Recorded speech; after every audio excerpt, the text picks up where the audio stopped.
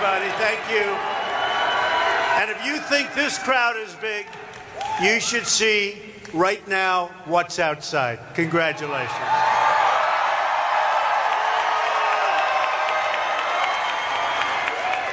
Hello, Pensacola. What a place.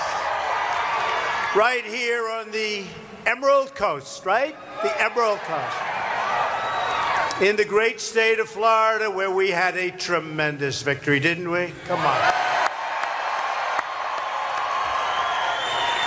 We are joined by many, many people in the military and great American patriots. Thank you very much. Well, you remember the campaign. I said, let me begin by wishing each and every one of you a very Merry Christmas, right?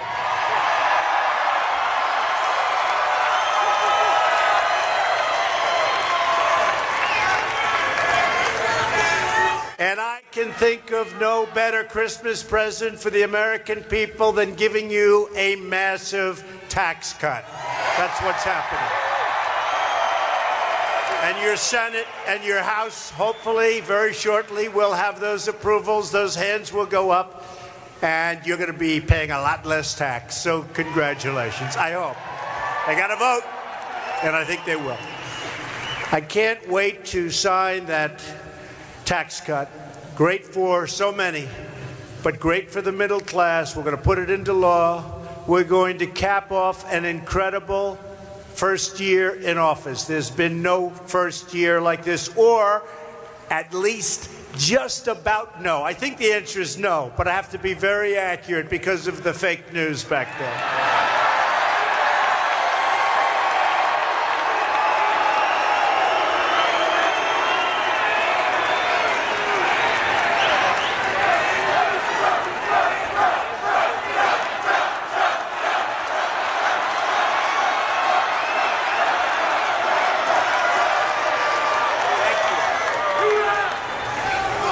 Campaign for the presidency, we defied the pundits, the politicians, and the special interests, because ours was a movement of the people, and it really was. It was a movement of you. It was a movement of the people. It was a movement to make America great again. And it's happening. That's happening. And by the way, how are your 401ks doing? Not too bad, right? Over the weekend, I was in New York City, and I love to say hello to our folks in uniform, whether it's the military, whether it's law enforcement. And we had people backstage, and I always want to take my time. And a man comes up. He was a police officer in New York City. First time anyone said this to me, he said, "Mr. President, I want to thank you. My family thinks I'm a financial genius. My 401k is up 39% in 9 months. I think it's going to be very hard for somebody to beat us in a few years. Can you imagine? Now we're only talking about a few years. All you have to say is, with us it goes up, with them it goes down. And that's the end of the election, right? Everyone's doing well, and it's going to be a lot better. We're going to do better and better. We are going to make our country great again, and we are looking at our country now as America first. America first.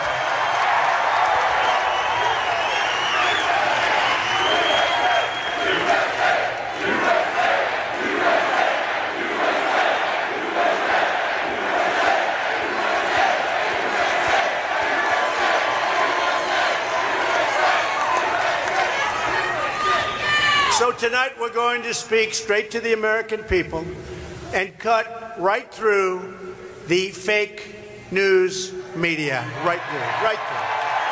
Right through. We're going to speak the plain truth, and really the truth that you just want to hear. You have to hear. They don't want to hear. But And by the way, did you see all the corrections the media's been making? They're saying, sorry, we made a... They've been doing that all year. They never apologized. Maybe that comes with being the president. I don't know. I don't know. They've been apologizing left and right. They took this fraudster from ABC. They suspended him for a month. They should have fired him for what he wrote. He drove the stock market down 350 points in minutes, which, by the way, tells you they really like me, right? When you think of it. And you know what he cost people? And I said to everybody, get yourself a lawyer and sue ABC News. Sue him. And then CNN apologized just a little while ago. They apologized. Oh, thank you, CNN. Thank you so much. You should have been apologizing for the last 2 years. True. True.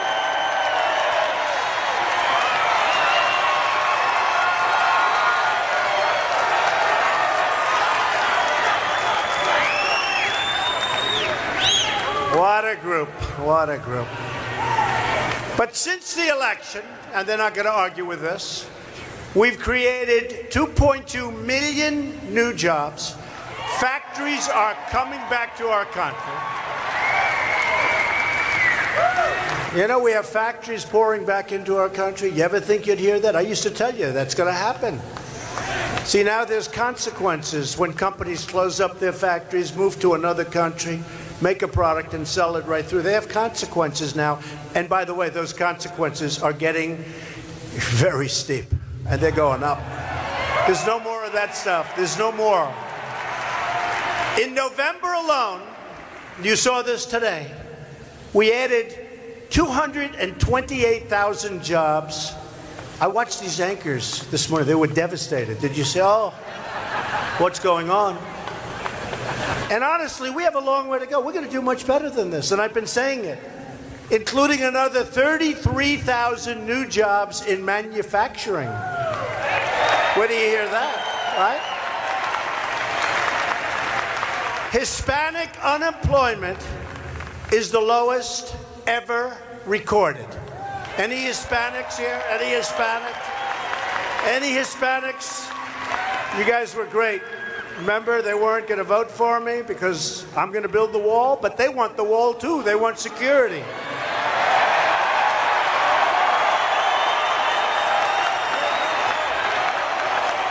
Oh, we're going to have the wall. Don't worry.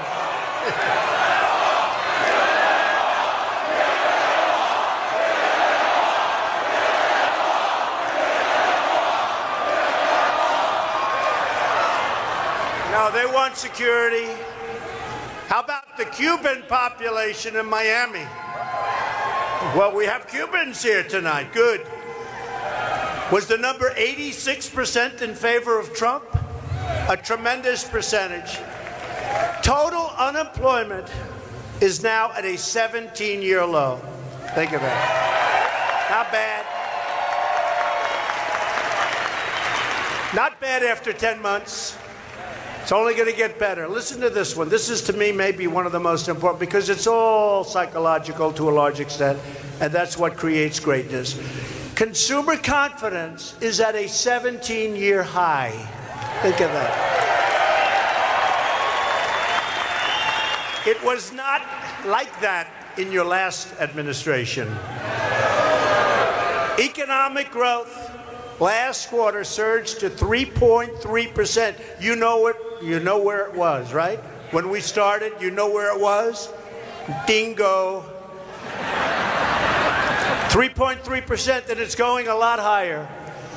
You know, I used to hear you'll never hit 3, you'll never hit 2.5. You figure maybe 2.3, 2.4. If we didn't have the hurricanes last quarter, we would have hit 4%, and everybody back there would have said that's impossible. We had a couple of hurricanes. You heard about it, right? You heard about it? The stock market is hitting an all-time high record for another, and think of this, 86 times since Election Day. 86 times. It hit a record 86 times. And we're going to keep it going.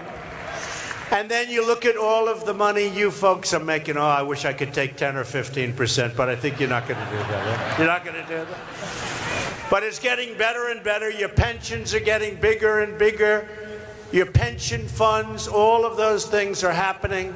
And wait till you see what we're doing. Tax cuts, but wait till you see what we're doing with health care. Wait till you see. You're going to be happy. Not the Obamacare nightmare. Not Obamacare nightmare. It's not that nightmare where your premiums are a disaster, right?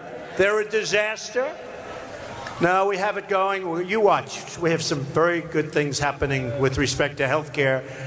And the taxes are a part of it. And you'll see what happens right after taxes. You're going to see what happens, because with taxes, something great is going to get announced. We're getting rid of the individual mandate. That individual mandate, where you pay a lot of money for the privilege of not having to have insurance or health care. So you pay for the privilege of not getting taken care of. Isn't that a wonderful thing? And we're going to repeal it.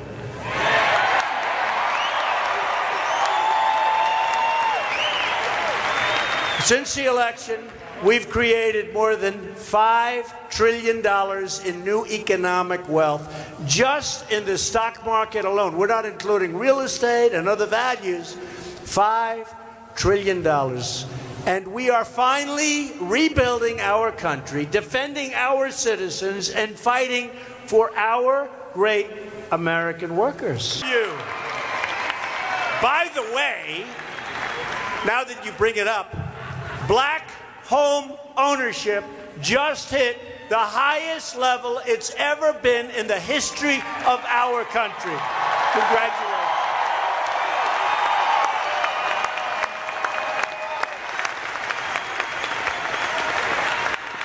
Oh, these resistors resist. Hillary resisted, and you know what happened? She lost the election in a landslide.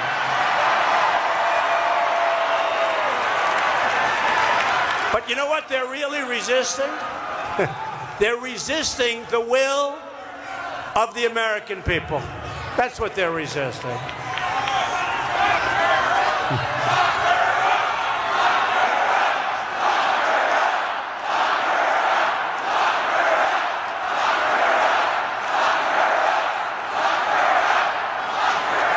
Look, it's being proven we have a rigged system. Doesn't happen so easy.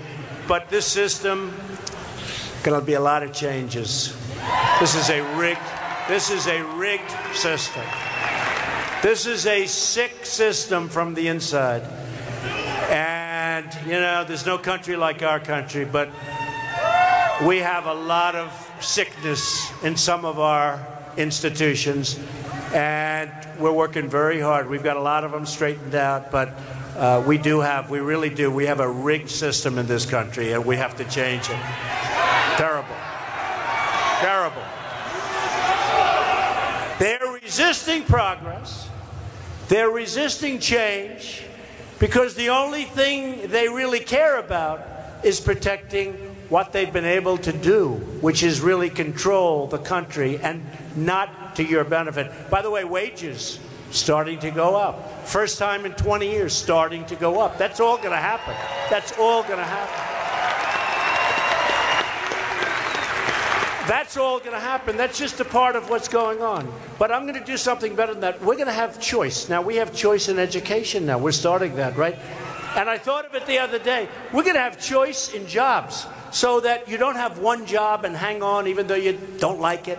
You're going to have choice where you can take 5 jobs, 6 jobs, 7 jobs, pick the one you like at the most money. That's what's starting to happen because the jobs are coming in. That's what's starting to happen. Thanks to General Mattis and the military leaders and the allies. Mad Dog. Mad Dog Mattis. Mad Dog Mattis.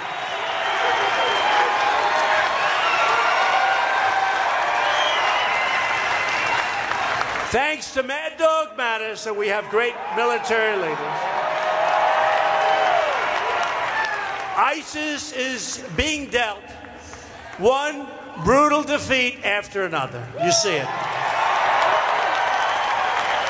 Not only are we defeating these killers, these savage killers horrible, horrible, you don't even want to say people. These are savage killers over there, but we sure as hell don't want them to come over here. I'm sorry. I'm sorry.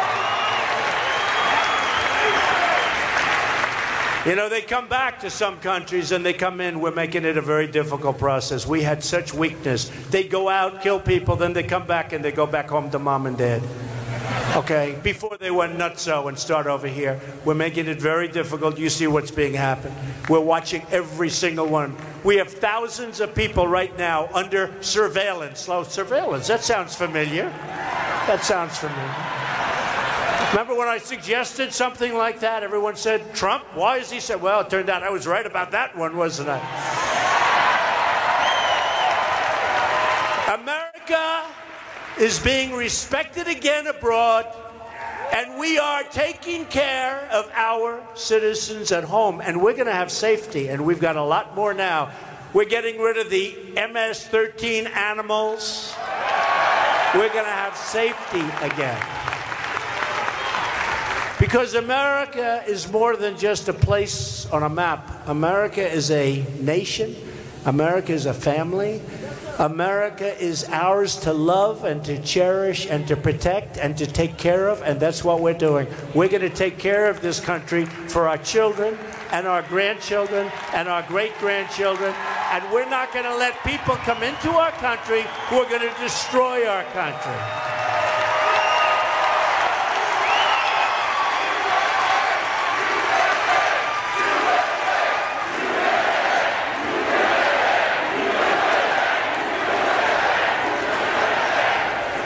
That may or may not be politically correct, but honestly, I don't care.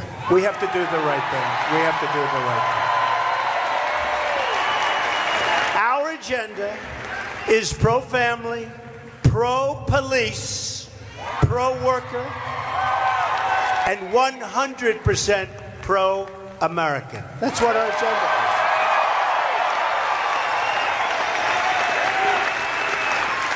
That's why I recently withdrew the United States from the United Nations plan for global governance of immigration and refugee policy. No borders. It's a no borders plan. They have a plan, no borders. I heard about it recently. I said, what are you talking about, no borders? No borders. No borders. Everybody can come in. If you don't mind, I've rejected that plan. Is that okay? Okay. I told them, not only do we want no borders, we want the strongest borders you've ever seen. We're going to have such borders. We'll have borders on top of borders. America's a sovereign country. We set our immigration rules. We don't listen to foreign bureaucrats. We don't listen to other countries telling us how we should be running our immigration. Thank you very much.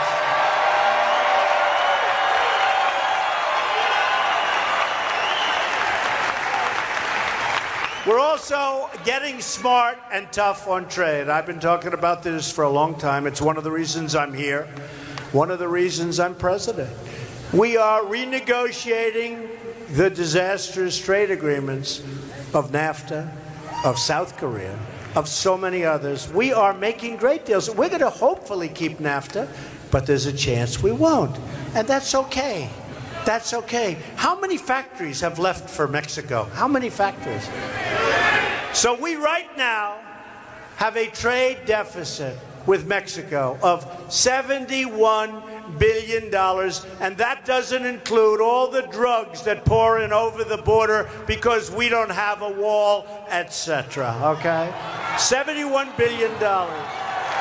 $71 billion. So we have, think of it, we have a trade deficit with Mexico of $71 billion. We have a pretty good trade deficit with Canada. They were saying we have a surplus with Canada. I said, no, and I like the Prime Minister very much, Prime Minister Trudeau. Nice guy, good guy. No, I like him. But we had a meeting. He said, no, you have a trade surplus. I said, no, we don't. Said, no, no, you have a trade surplus. I said, Mr. Prime Minister, we do not.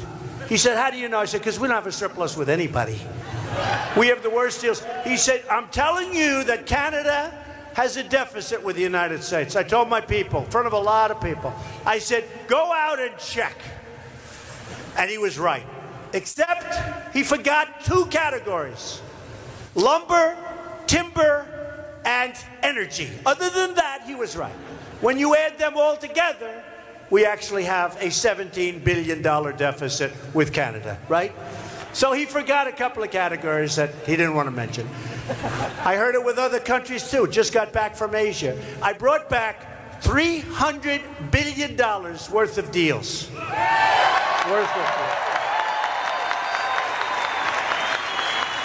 And that number is going to go a lot higher. And these are numbers that are going to produce a lot of jobs in our country, and that's what we have to be doing. We are going to end the theft of American intellectual property, crack down on China's trade abuses, and confront countries that cheat, of which many of them are in that category, sadly. We will buy back our country. We will take back our country. We will make those great trade deals, and we will have unbelievable amounts of jobs created and factories created.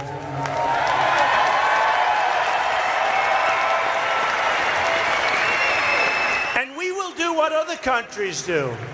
We will start buying American. We want to buy our product.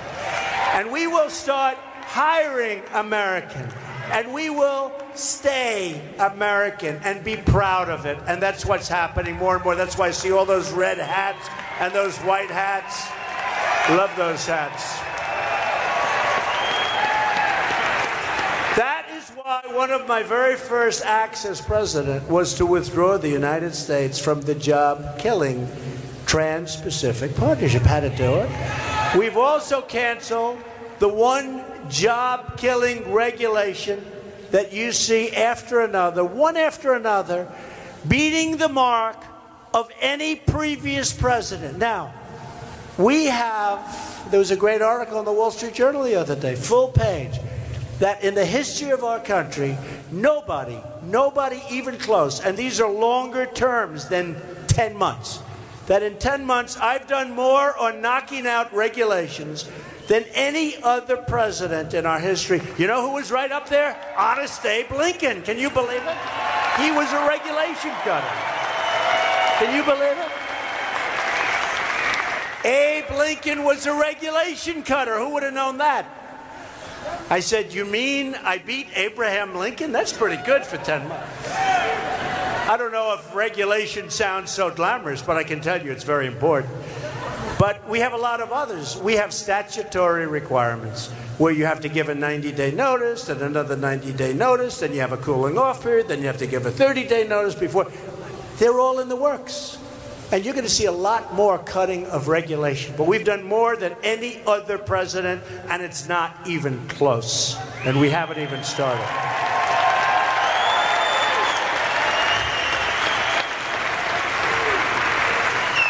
And as promised, and I used to come out here, I've been here 3 times. I love it. I just keep coming back. I just keep coming back. Oh, boy, oh, boy. I'll tell you, when we were doing well during that beautiful election night, when we were doing well all over Florida, I said, was the Pensacola area included yet? And they said, no. I said, guess what? We just won that election.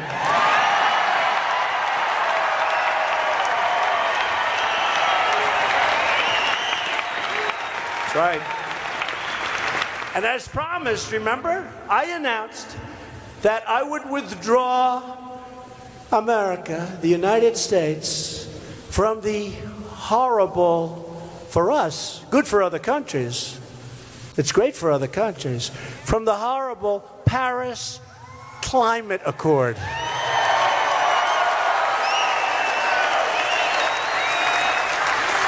Cost us a fortune. So China doesn't start till around 2030, I think. Russia doesn't have to go back to like a recent date. They go back to somewhere in the 1990s, which was a high pollution time.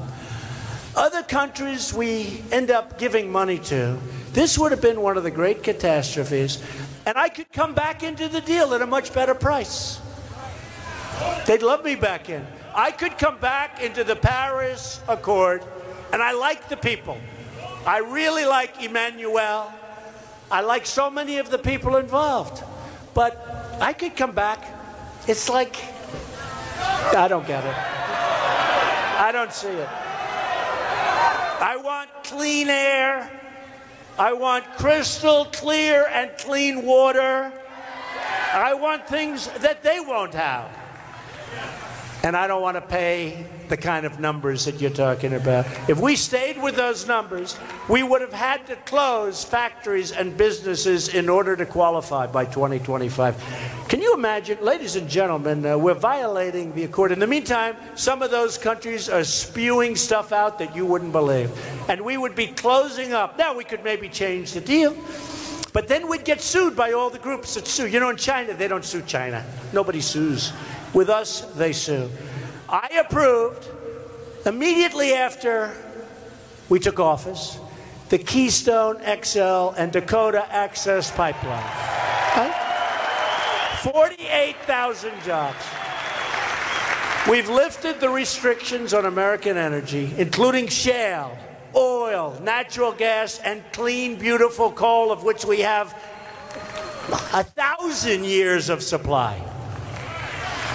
And we're putting miners back to work. Did you see West Virginia? I love West Virginia.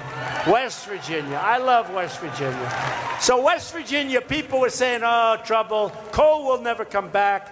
In the meantime, they're buying it in Vietnam from us. The president of Vietnam said that is the finest coal we've ever purchased. They're buying it from us. So West Virginia, the numbers just out. Great governor of West Virginia. Numbers just come out. West Virginia had the biggest percentage increase in GDP of any state in our union except for Texas. It was second. How's that? How's that? And they said, oh, coal will never come back. Now we're opening up mines and we're drilling and we're doing all sorts of things. And the windmills are wonderful, but you know, when the wind doesn't blow, they really do cause problems. We have no energy this week. Well, hopefully the wind will start blowing pretty soon. We are pursuing American energy dominance, and by the end of this year, we will be totally self-sufficient. We will be major exporters of energy. We will take in massive amounts of money. We will start paying off our $20 trillion in debt. My administration was also leading the charge to rebuild our military. Right?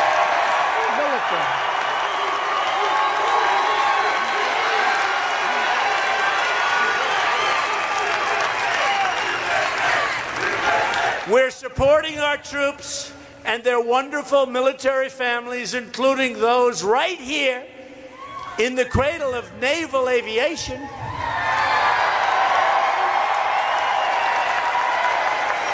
The home of the legendary Blue Angels. People don't realize that.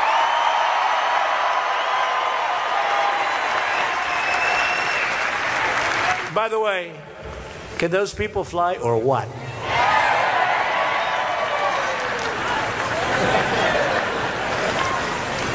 How about Naval Air Station Pensacola? Good place, right?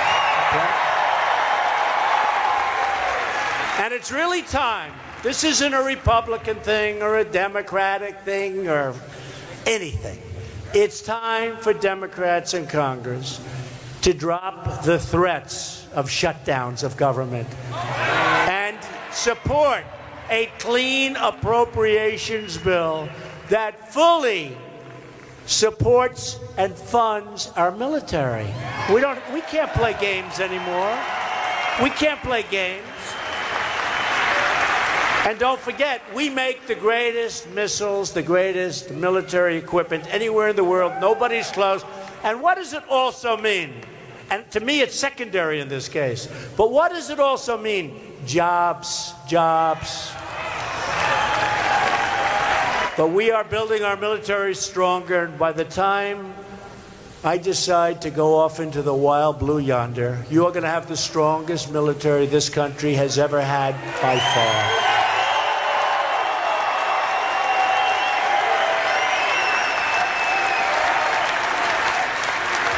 It's wrong and dangerous for congressional Democrats to hold troop funding hostage for amnesty, letting people pour into our country. We don't know who they are. We don't know where they come from. You saw what happened with beautiful Kate Steinle. This guy, he said he didn't know it was a gun. Oh, he didn't know. Oh, he didn't know. He didn't know it was a gun. That's his new line. Do you notice the federal government came in and brought another suit against him, right? We'll come in. That was a total miscarriage of justice. He didn't know it was a gun. The real changes that we're facing are the drugs and the gangs pouring into our country, the millions of people overstaying their visas, chain migration that costs taxpayers billions and billions of dollars, and sanctuary cities that set free violent criminal aliens all over our country and protect them.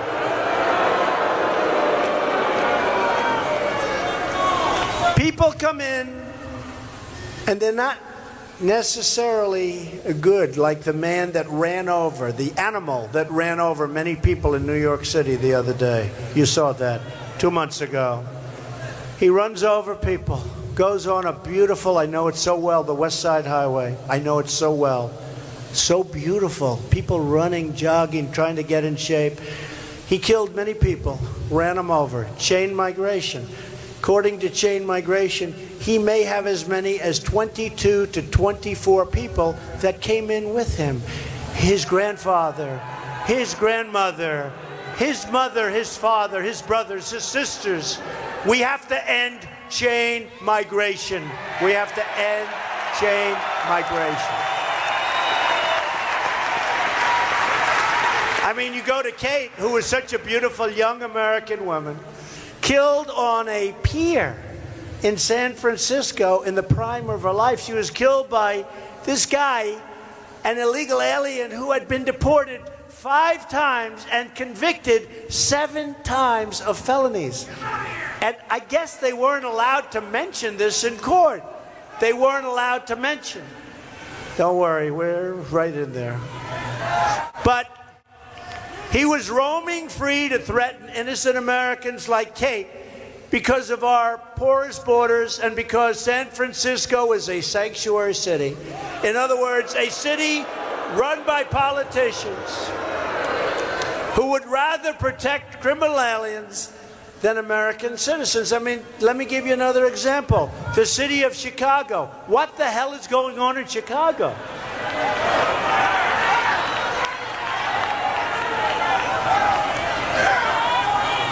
There are those that say that Afghanistan is safer than Chicago.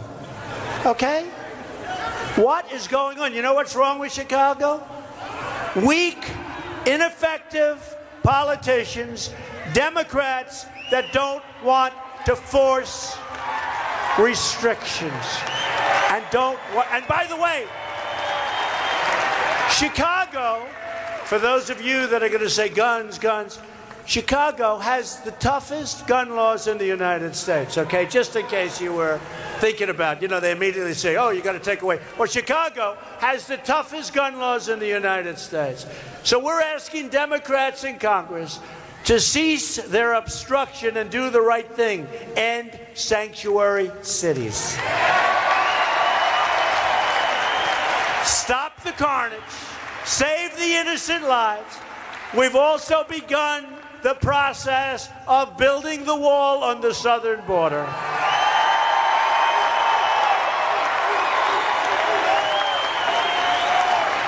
And we are empowering our immigration officers to do their job, and they're doing a great job. ICE and Border Patrol agents are working so hard, and they endorsed us for the election. I say us because it's really not me. It's us all together. It's us. It's us. We're a group, a big group, a big, beautiful group. I'll tell you, all you have to do is look around here.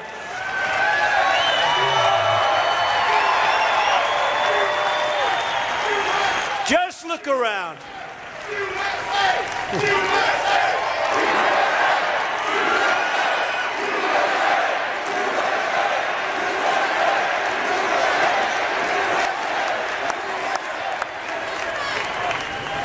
I just said, just look around, and the first thing I see is that big, beautiful Merry Christmas sign. I mean, can you believe it? Remember I told you 2 years ago when we started, I said, and it was summer, but I said, you know, we're going to say the Merry Christmas, but let me just tell you, the department stores, right? They had the beautiful red walls. They had snowflakes all over the place. They had everything. Only one thing missing, the words Merry Christmas. They're using those words again. Do you notice? They're using those words again.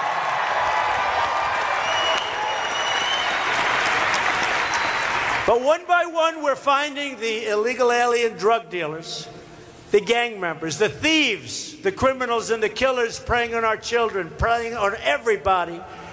And we are throwing them the hell out of our country, or we're putting them in prison.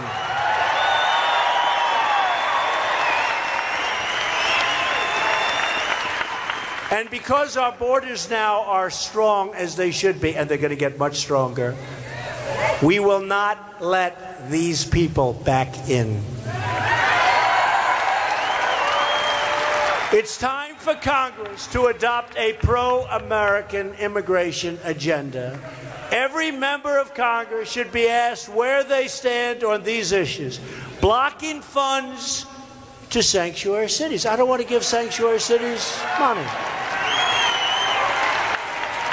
Passing case law to put repeat offenders behind bars for a long period of time. Increasing the number of ICE officers, who are fantastic, and Border Patrol officers, so we can dismantle vile criminal gangs like, as I said, MS-13 animals. Ensuring that new immigrants to our country are financially self-sufficient and will not be on welfare the day they come in. And as I said, ending chain migration. We want a system that is merit-based. They come in on merit. They don't come in a lottery system. How about the lottery system, folks? You see that? That's the guy in New York City. The lottery system, where they put names in a bin. You know, you think these countries are legit when they do their lottery system. So what they do, I would say, but more than just say, they take their worst and they put them in the bin. And then when they pick the lottery, they have the real worst in their hands. Oh, here they go. And we end up getting them. No more lottery system. We're going to end that. We've already started the process.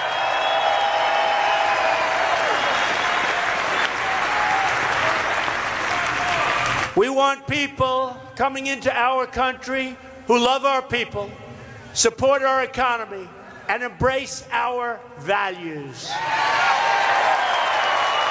It's time to get our priorities straight. This guy's screaming, "We want Roy Moore." He's right.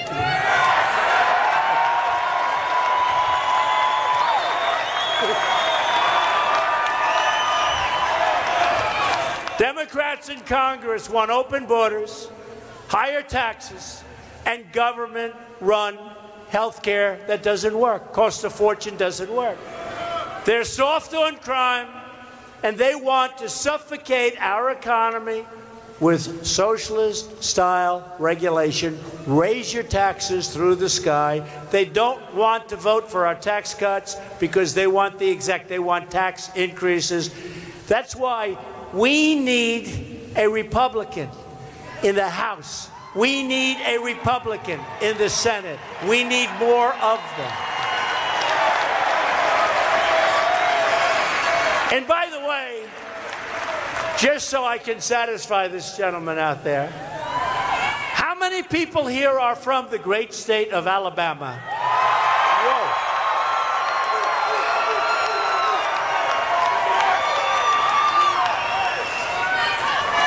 Well, I have to say this. Look, we have to be fair. So did you see what happened today? You know the yearbook? Did you see that? There was a little mistake made. She started writing things in the yearbook. What are we going to do? Gloria Allred, anytime you see her, you know something's going wrong. We cannot afford, this country, the future of this country, cannot afford to lose a seat in the very, very close United States Senate. We can't afford it, folks. We can't. We can't afford to have a liberal Democrat who is completely controlled by Nancy Pelosi and Chuck Schumer. We can't do it. Can't do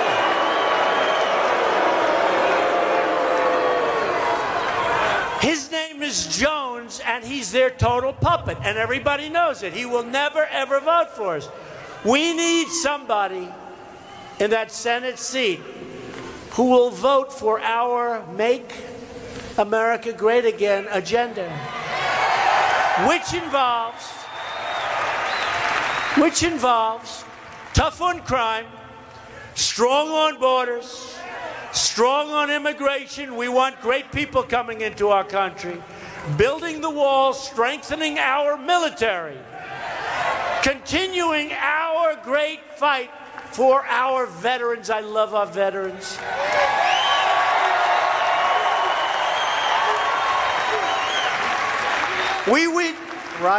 We love our veterans. We want conservative judges like Judge Gorsuch on the Supreme Court, doing a great job, too. We want people that are going to protect your gun rights. Great trade deals instead of the horrible deals.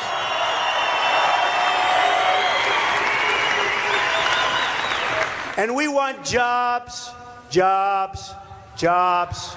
So get out and vote for Roy Moore. Do it. Do it. Do it. Working with Republicans in Congress, we've already signed 88 pieces of legislation. We get no credit. They always say, well, you know, President Trump really needs this tax bill because he hasn't passed any legislation. Well, so far in 10 months, we've passed more during this period of time than any other president in the history of our country. And the second, let's call runner-up, is Harry Truman was second. So we passed all of this, including the long-awaited Veterans Accountability Act. You know what that is, right? David Shulkin, our secretary, has done a great job. The VA was a mess. So many parts of our country. Hey, they left me with North Korea. They left me with a mess in the Middle East. They left me with Afghanistan, which was a disaster. We'll make a lot of progress in Afghanistan, just like we have with getting ISIS out of Iraq, getting ISIS out of Syria, knocking the hell out of them. They left me with a mess. But we're cleaning up the mess. We're cleaning it up. And with time, we'll have it spinning like a top. For decades, veterans have asked for a law to hold corrupt and incompetent employees at the VA accountable. But it never happened. Then we got it done. This piece of legislation, for decades, they've wanted. You couldn't fire anybody at the VA if they were sadists, if they were horrible people, if they wouldn't show up to work. You couldn't fire anybody.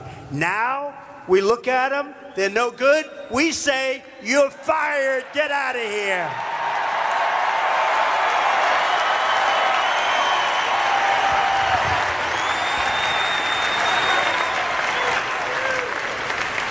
And I must tell you, I can't believe that Arnold Schwarzenegger bombed so badly on The Apprentice. My poor, beautiful show. It was so successful. We get a big movie star and he can't pull it off. We are respecting Americans' heroes and rebuilding America's standing. All over the world, they're respecting us again. When I came into office, we inherited all of these problems all around the globe, years of America projecting weakness, not going over the red line. If we went over the red line, you wouldn't have had Russia and Iran going into Syria. But you know what? He said, you're never going to do it. Don't ever violate the red line. They violated the red line. He did nothing. So Russia went in and Iran went in. But you know what? We had 59 missiles and they used gas. And we said, you can't do that. And we hit our great military from ships 700 miles away. 59 missiles and 59 perfect hits.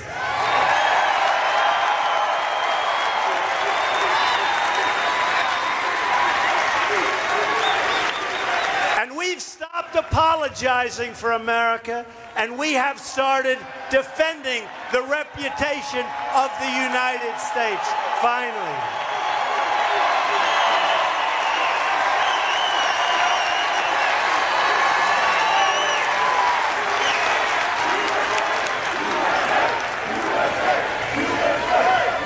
To prevent Iran from ever obtaining a nuclear weapon, I recently declined to certify the disaster known as the Iran nuclear deal, a total disaster.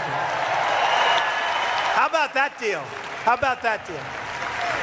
We give them $150 billion, right?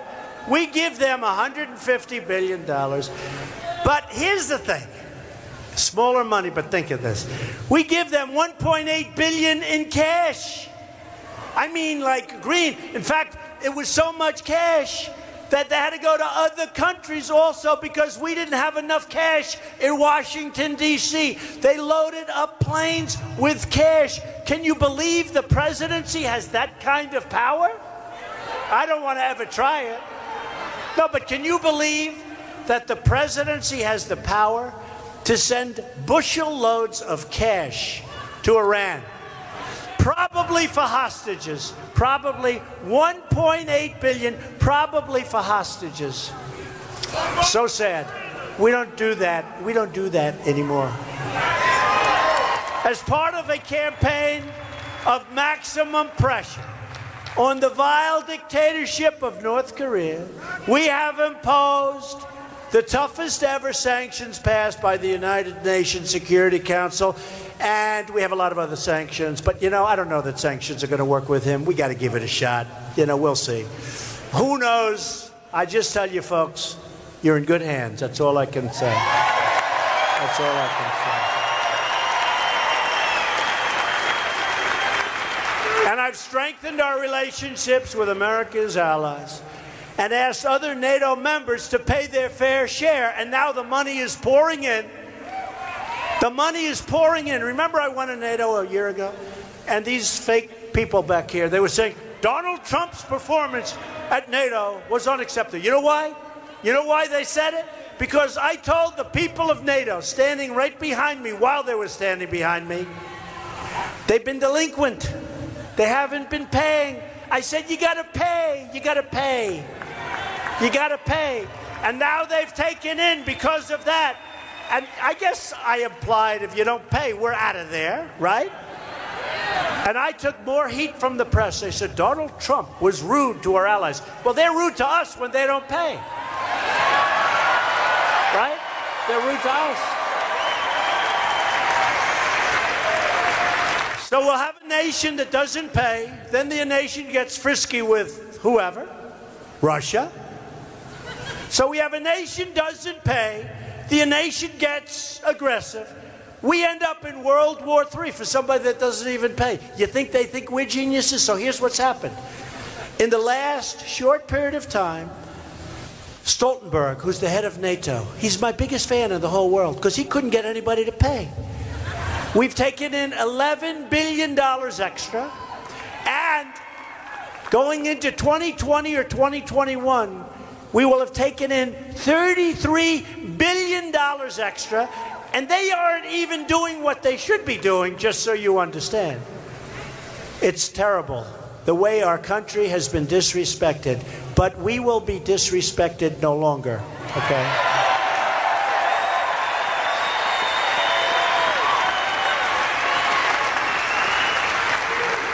Now, tomorrow morning, you'll see from these fakers back there, Donald Trump again disrespects NATO. I don't disrespect NATO.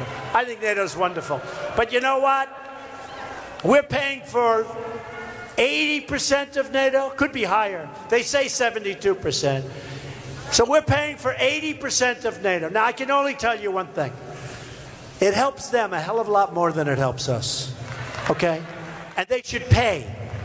Germany's paying 1%. We're paying 4%. Explain that one to me, right?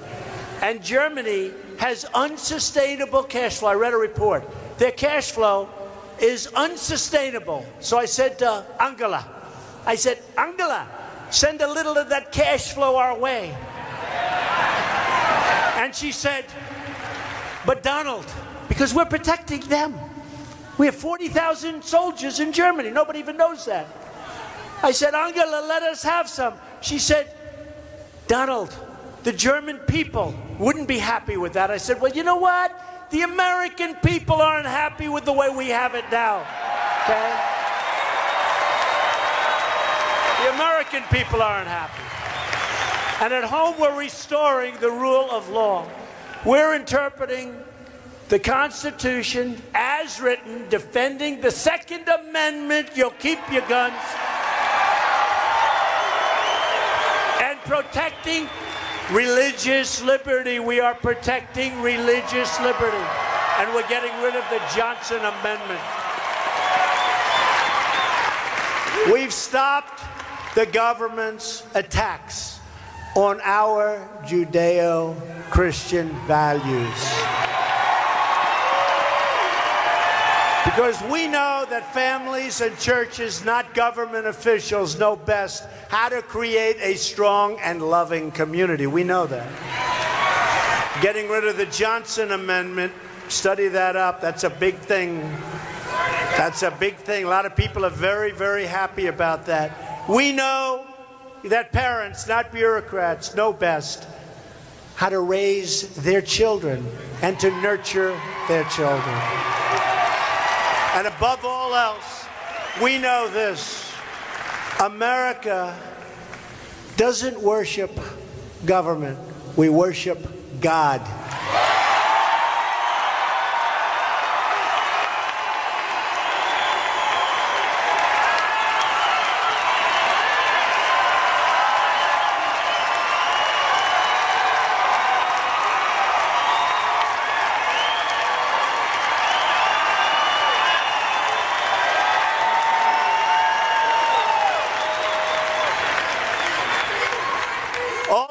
Tonight are united by the same values. We love our country, and we are proud of our history. We are so proud of this country.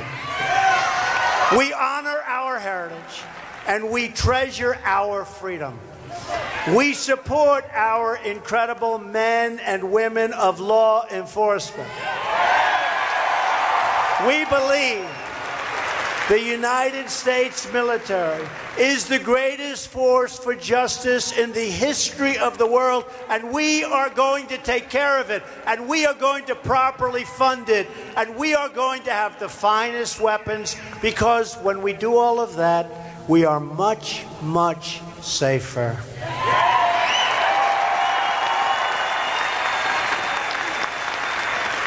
And far less likely to have to use them. It's amazing how that works, isn't it?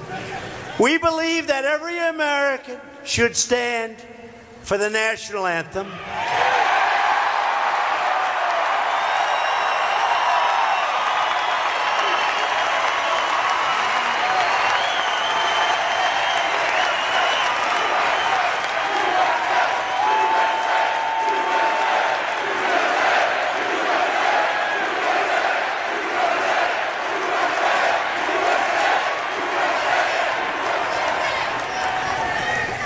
proudly pledge allegiance to one nation under God. Our rights come from our Creator, and no earthly force can ever take those rights away, and they never will. That is why my administration is taking power back from global bureaucrats and returning that power back to the American people. And you see it all the time. You see it economically. You see it at the church. You see it in every different way. We don't sing a global anthem. Our troops don't wear a foreign uniform. And we will never surrender our rights to international tribunals. We won't do that.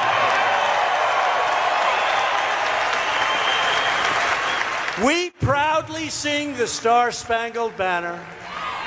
Our brave troops fight and die for the red, white, and blue. And we protect and preserve the American Constitution that we cherish.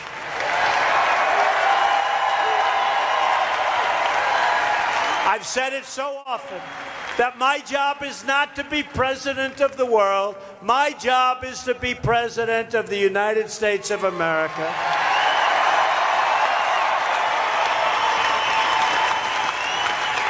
Yet there are powerful forces in Washington trying to sabotage our movement. These are bad people. These are very, very bad and evil people. They know who they are. These are the people who made their money, their names, their careers, their power off the corrupt and broken system, and they liked it the other way. So they will do anything at any time, and they'll never stop. But you know what? We're stopping them. You're seeing that right now. You're seeing that right now. We're stopping them. It's corrupt, it's rigged, and we're stopping them. They will lie and leak and smear because they don't want to accept the results of an election where we won by a landslide.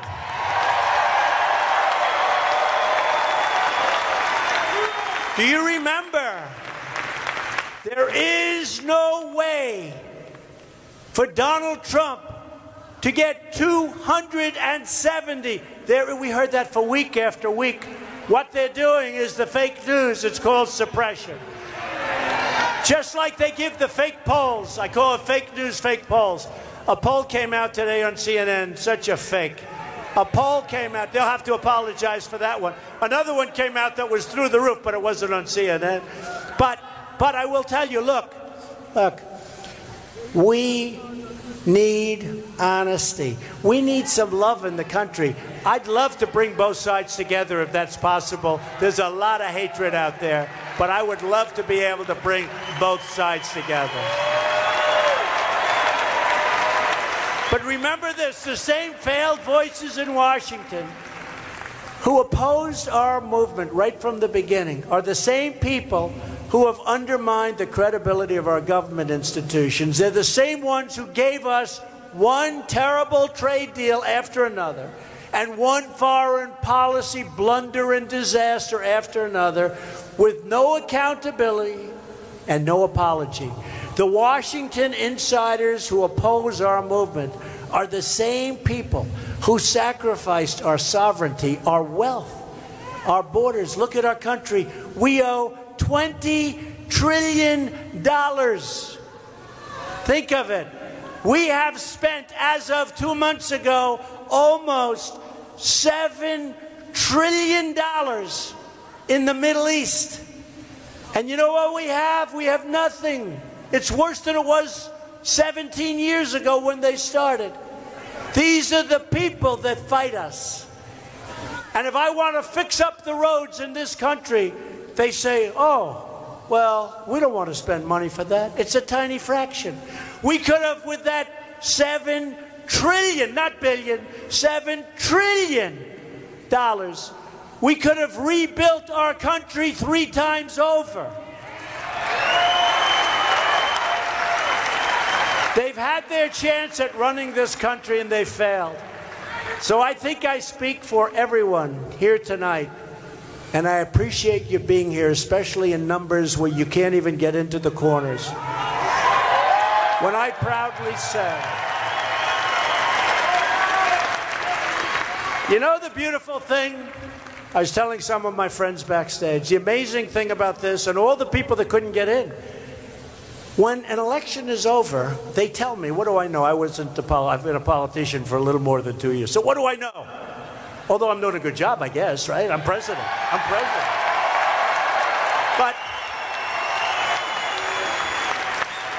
But it's sort of incredible. You look at everybody, you see the love in the room, and you see what's going on with everything.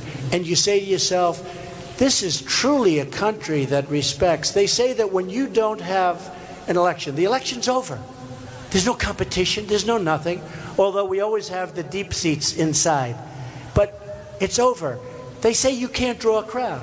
In other words, when an election ends, you can't draw flies. They say, look at this place. Look at this place.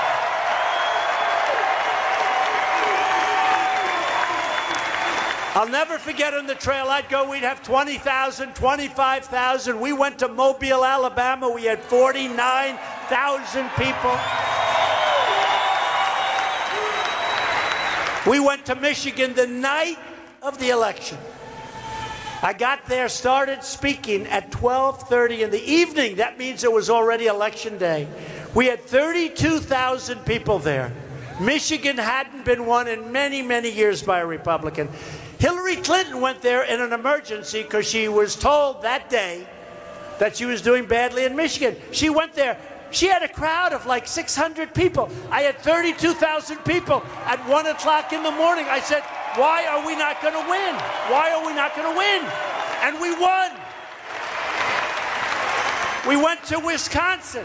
Hasn't been won in many, many years. You remember that? We went to Wisconsin. Hadn't been won in many, many years. She decided not to go. Thank you very much, Hillary. I guess the Russians advised her not to go. You know, the guy.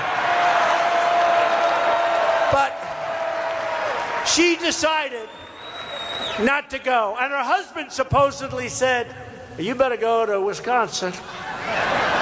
You better go to Michigan. I don't like what I'm seeing. I was in Michigan, and I was driving down the street, and they have a Trump-Pence sign on every single lawn all the way to the arena. You better go there.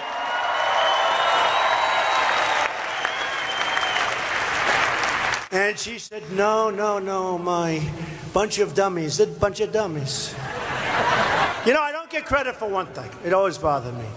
I spent a tiny fraction of what she spent and we won. You know, in the old days, if you spend less and you win, that's a good thing. Over here, you don't get any credit for it. We spent 25 or 30%. She was at, what number? 2.2 billion, I understand. 2.2 billion. Do you think those consultants made a couple of bucks on that election? Didn't she spend 12.4 million on a dossier that was a total phony, right? 12.4 million? Boy. So we spent a tiny fraction, think of it, a tiny fraction of the money, and we won. But we won because of people like you. Because of people like you. And I'll tell you what, if the Democrats had won that election, instead of being up 39 points in your 401ks, you'd be down 50% from Election Day, I'm telling you, because it was ready to go down the tubes. I will tell you that. Thank you, man. So we don't need the advice from the Washington swamp.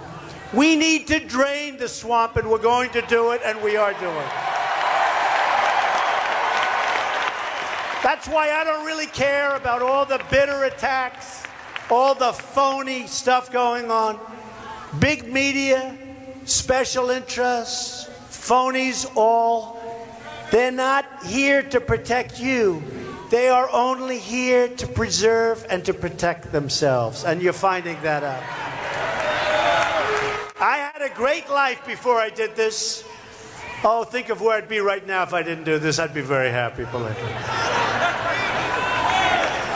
But I wanted to do it, and I wanted to give back, and I saw what was happening, and I've always been good at doing the money thing. I saw what was happening to our country, and it wasn't good. It wasn't good.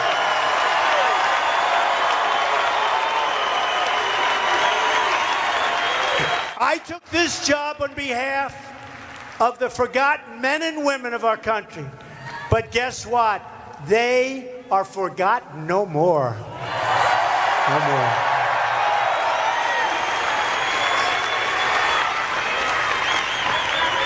People came out of areas, you know, they didn't think you existed. You know that, right? Remember? And you remember the word deplorable? How brilliant was that? I was watching her with that speech, and she was reading a teleprompter yet. And she said, deplorables. And I said, huh, that's not nice. She's talking about a lot of people. Little did I know I was right. That thing blew up. That was one of the reasons she lost. And now we're all proud deplorables. We're proud deplorables. Very proud. Your voice will never, ever be ignored again. They're all going to be coming after you for every election from now on in this country. You will never be ignored again. Your dreams are my dreams. Your hopes are my hopes. And your future is what I'm fighting for each and every day.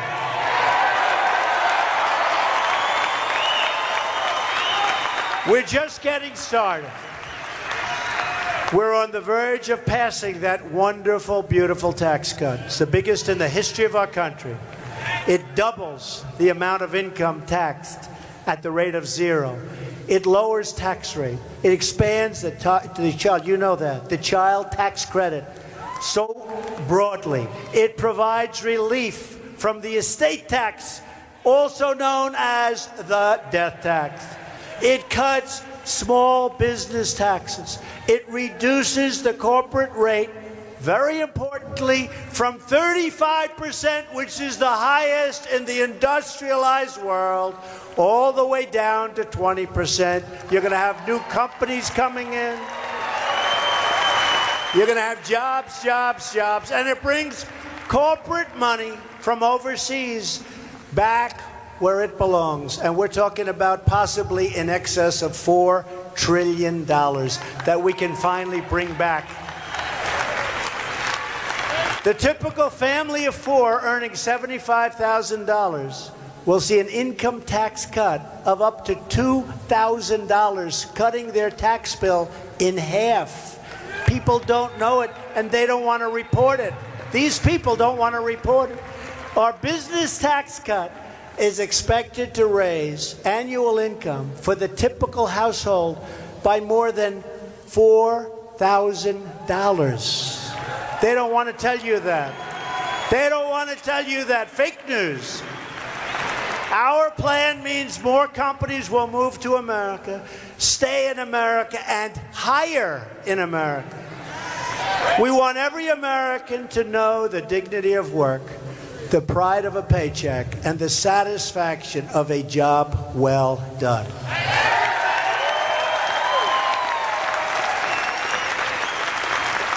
The Democrats in Washington want to grow our welfare rolls that you're going to pay for.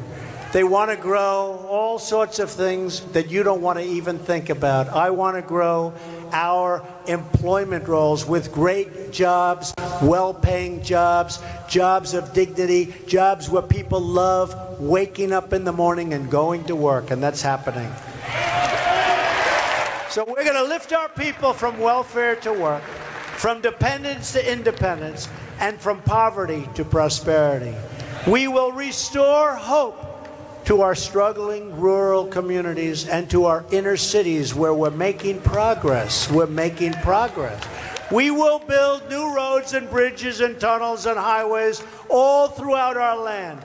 Factories will come roaring back to life. New works of iron and steel will be forged from fire and from spark and from our country. and they will be made with American muscle, American hands, and most importantly, American heart.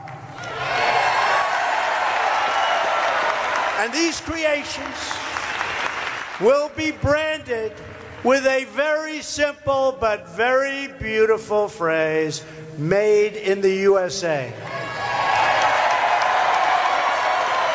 We have it in our power to build this future together, a future of patriotism, prosperity, and pride. We all share one home and one glorious destiny. And whether we are young or old, I feel very young. Do you feel young? I feel. Whether we are from the city or the country, and whether we are black or brown or white, you've heard it before, we all bleed the same red blood.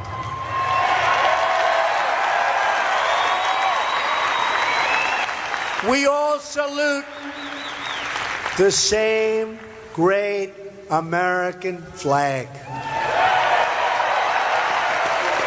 And we are all made by the same Almighty God.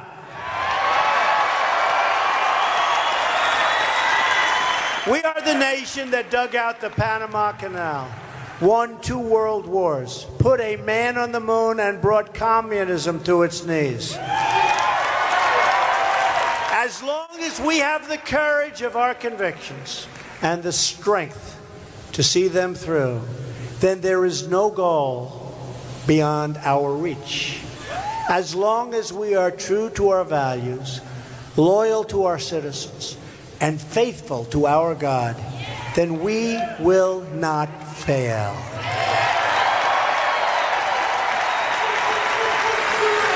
This is your land. This is your home. And it's your voice that matters the most. So speak up, be heard, and fight, fight, fight for the change you've been waiting for your entire life, for the change that you already see happening. Our revolution didn't end on November 8th. That was just the beginning.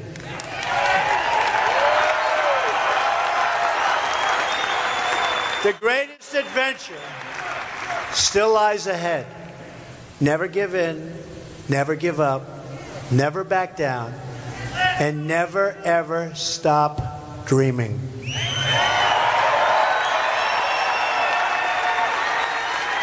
Because we are Americans, and the future belongs to us.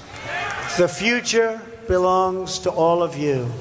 So with American pride swelling in our hearts, and American courage stirring in our souls, I say these words tonight. Together, we will indeed make America strong again.